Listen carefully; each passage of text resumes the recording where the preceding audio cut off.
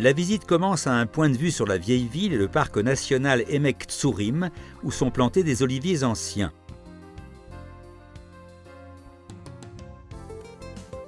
Le projet de tamissage du mont du Temple a pour but d'analyser des gravats antiques.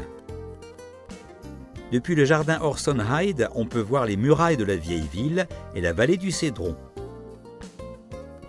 La communauté mormone de Jérusalem fit don du jardin Orson Hyde.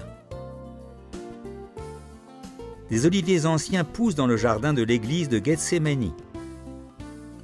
On peut sentir dans l'église une atmosphère sombre, symbolisant l'agonie de Jésus lors de sa dernière nuit.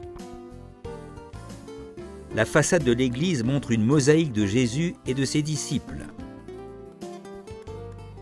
Une des églises souterraines les plus impressionnantes de Jérusalem est le sépulcre de la Sainte Vierge qu'administrent les Grecs et les Arméniens.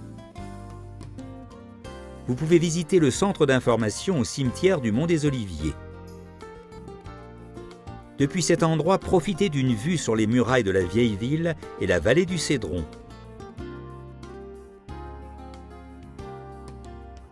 Le pilier d'Absalom est une tombe impressionnante d'environ 20 mètres de haut qui remonte à l'époque du Second Temple. Nous découvrirons deux autres sépultures. L'une est attribuée à une famille de prêtres, les Hézir, la pyramide monolithe et la tombe de Zacharie.